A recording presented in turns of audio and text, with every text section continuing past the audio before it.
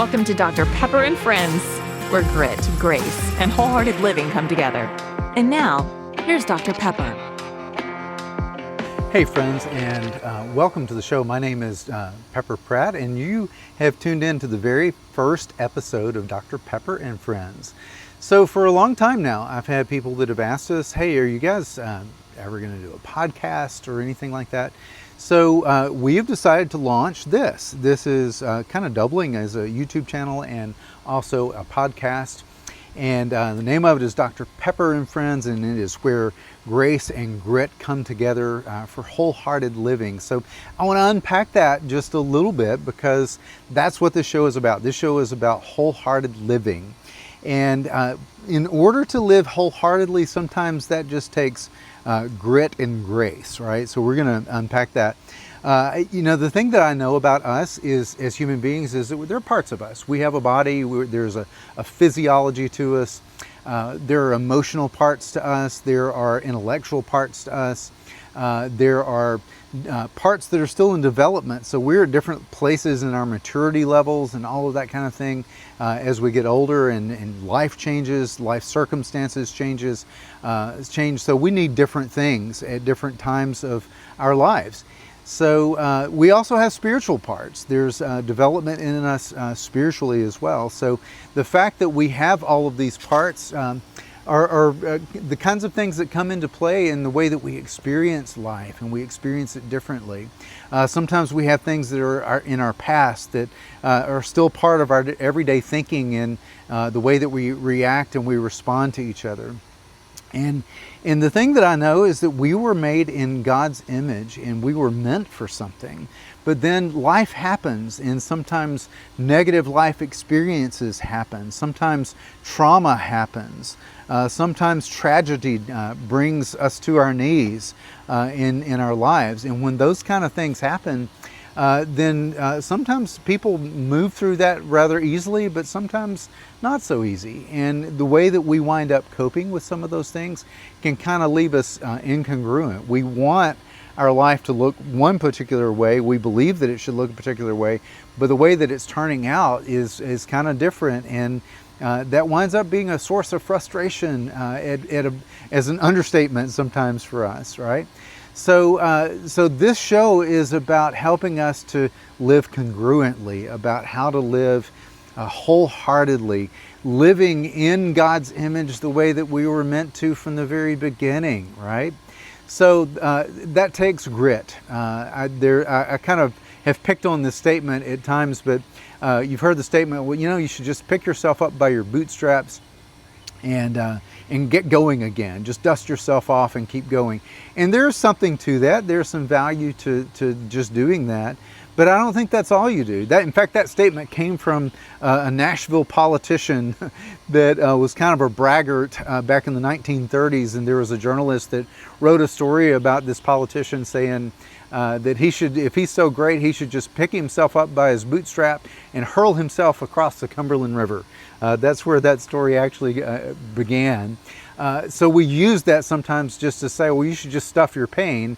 And I don't think we need to do that. But sometimes grabbing ourselves by the bootstraps and picking ourselves up means kind of digging in and just getting determined that I'm going to address the pain. I'm going to deal with the heartache and the suffering that's coming my way, and I'm going to start on the journey of healing, right? So what I'm hoping this show can inspire you and encourage you to do is to dig in and find that grit that it takes to get started on your journey of healing.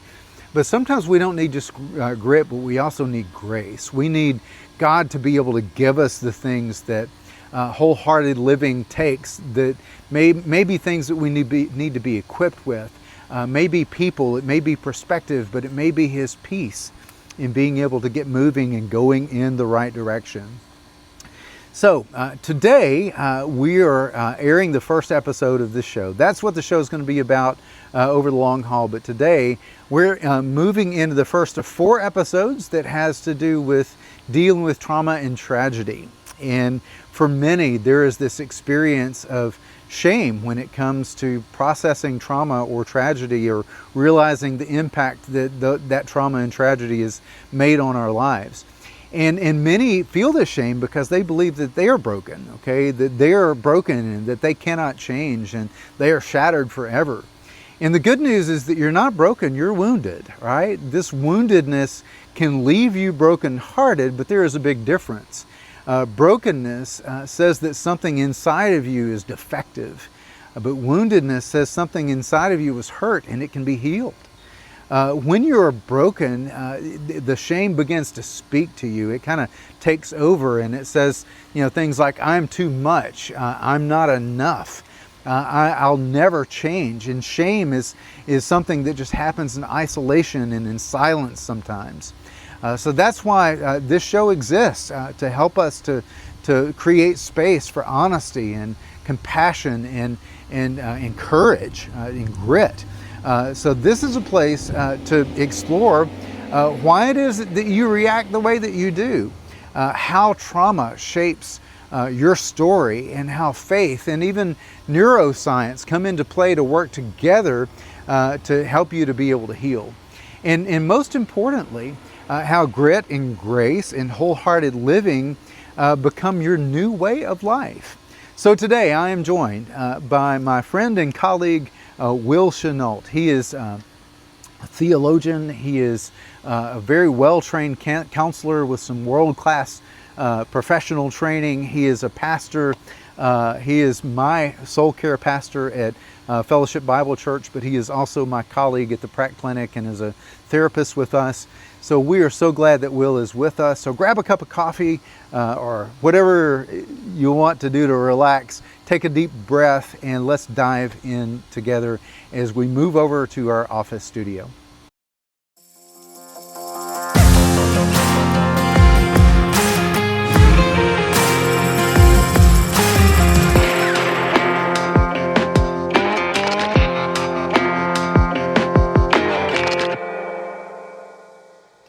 All right, and welcome to Dr. Pepper and Friends, and I've got an old friend here, Will. And I was thinking about our friendship. I knew met you, but it's been 10 years. Yeah, I know. It's been 10 years, and it was on a trip back from the Hiawassee River. Yes. We knew of each other, and we'd gone and floated the Hiawassee River together with our men's ministry, and we were coming back, and we just got to comparing notes and just saw all the places that our worlds intersected, and that was the beginning of a beautiful friendship. Absolutely. So that's, and we've had a lot of adventures together along the way. We have. Yeah. So today we are in the first episode. So thank you so much for tuning in. And this is Dr. Pepper and Friends, where grit and grace come together for wholehearted living. And that's what we're going to be talking about. This is the first step in wholehearted living today. And we're going to address a couple of things today that I think sometimes can get in the way of wholehearted living. And one is just kind of this idea sometimes that we've convinced ourselves that we are just inherently flawed and defective and broken. And we carry that shame around with us in such a way that it feels hopeless and it feels like we can never come back from that in any kind of way. And I want to be clear. Let's talk a little bit about the brokenness of sin versus labeling ourselves as broken. I mean, as sinners, we are inherently broken in our relationship with God, and that's repaired through Christ. Right. But when you engage people in your work, Will, why do you think it is that so many people just kind of give up and feel hopeless and that they're just forever broken? Yeah. I think part of the reason is that we live in a world that doesn't work the way that it should. I mean, we live in a world where everything is rigged in a sense of nothing works as it should. This is not our home. We've been out of Eden. We've been pushed out of the nest. And so I do think we feel the effects of a broken and fallen world. And we also feel that battle within us personally. And so I think we do feel I mean, you think about Paul's words in Romans of the things that I want to do, I don't do, and the things I wish I could do, I end up not doing. And so we're in this battle, and so I do think people maybe will give up and say, I'm just hopelessly broken. And that's really not a Christian worldview. Yeah, yeah. When they can grasp that there is woundedness that can heal versus brokenness that never has any correction to Right. it, what do you see happening Yeah, with people? yeah. I think sometimes they may just not even have an understanding of redemption. They may not have an understanding of restoration. They may feel that they have done things within their life that are unrecoverable. And so sometimes that may warrant someone to come to a place of despair of, I am broken and that there is no hope for me. And apart from a view towards healing and redemption, I think when we do feel the effects of the choices that we've made or the struggle that we experience, it can be easy if we don't have that backdrop of restoration. It can be easy to just feel as though this is ultimately the end. This is ultimately there is no hope, and I'm broken. And that's where we get to do the good work of helping people understand that there is hope, and there is restoration, and there is redemption, and there is taking the broken pieces and making something whole again. And when they take on that identity, that's a burden of shame that they wind up carrying, and that we can wind up carrying. And there's some real relief, I think, that can go with understanding that wounds can heal. Right. What would you say? I mean, and guilt can actually be good sometimes, right? Yes. So what would you say is the difference between the two? Between guilt and shame? Yeah. Well, I mean, I think guilt is the realization of I have done something wrong, and I have a moral conscience that I feel is activated. I've done something wrong. I've wronged somebody. I've made a choice that's been damaging. And so I do think guilt can be productive in a way of revealing I have done a wrong, and I need to make that right. Yeah. And I think the difference in a guilt is I feel guilty because I have wronged someone, versus a shame that may not be associated with an act or something that we've actively done.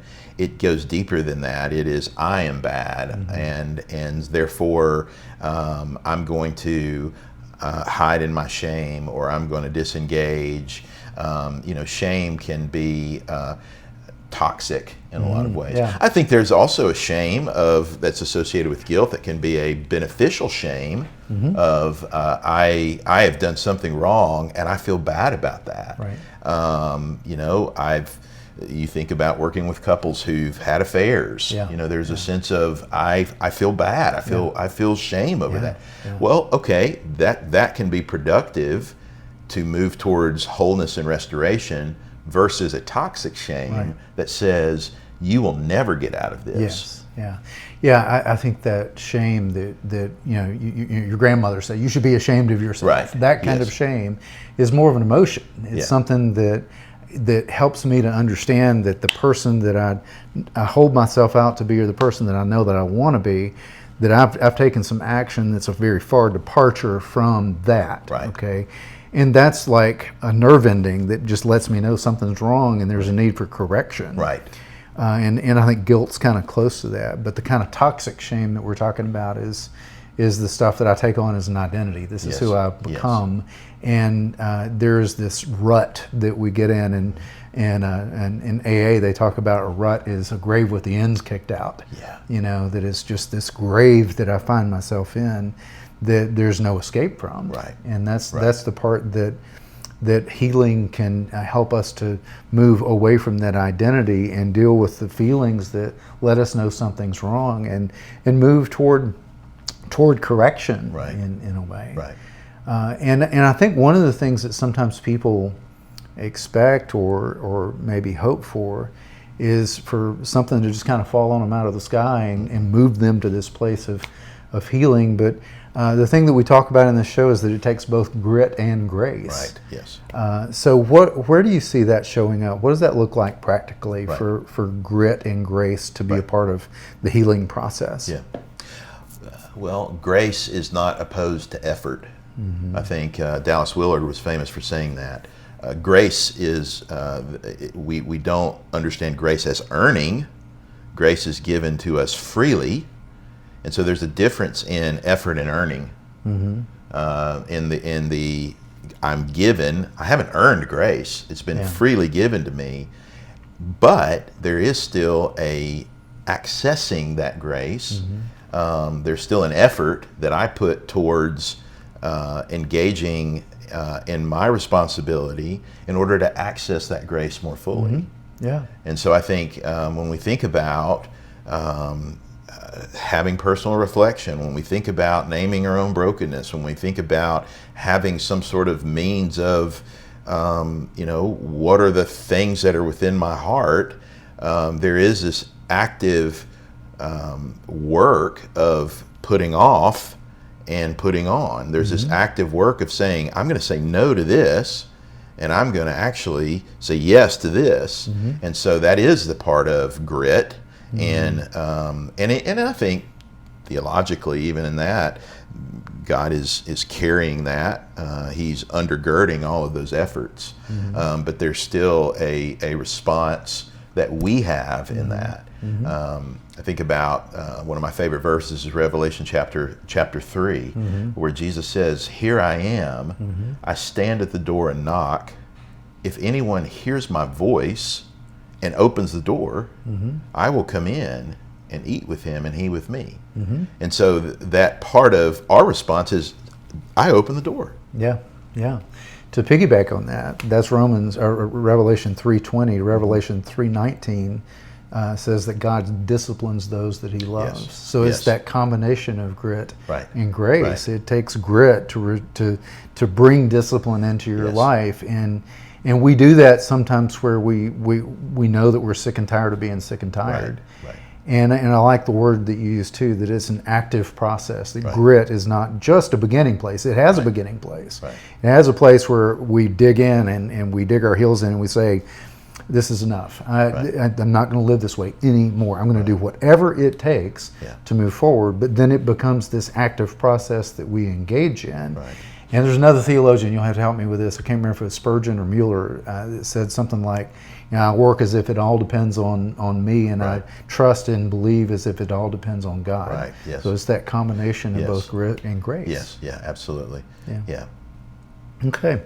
So when we talk about wholehearted living, what does that mean to you? What do you think? Yeah. Well, I think wholehearted living is really unity with God, unity with others, and unity within the world, within God's creation. That's kind of what comes to mind when I think of wholehearted, and that I am aware of the thirsts and desires within my life, that I don't try to squelch those hungers and thirsts, but I know that ultimately Christ is the one who is the answer for my hunger and my thirst. And so as I pursue Him wholeheartedly, to know that as I follow Him, that actually does lead to shalom, which is that Hebrew word for wholeness and rightness and justice and the way the world should be. Now, that doesn't mean that we're not going to experience suffering, that we're not going to experience trial, that we're not going to experience the difficulties of life in a fallen world. But I think wholehearted living is, I am my real active, engaged, living relationship with Christ, and my engagement in seeking to live in harmony with others, and even seeking to live in harmony with God's creation. Yeah, and y'all, everything that we do in this show from now until it ends, whenever that, our mission is to help lead people into that, to people live into that wholehearted living. Because you and I both have people that come in and they will say something like this, I just feel like I'm checking the boxes. I just feel like I'm in survival mode, and all I can do is to just keep the plate spinning, and I don't feel like I'm really living, right? Right. And for us to be able to point people in a direction of that, and often that comes from that shame that comes with believing the myth that I'm just forever broken and nothing's ever going to change, and that there can't be forward progress. Right.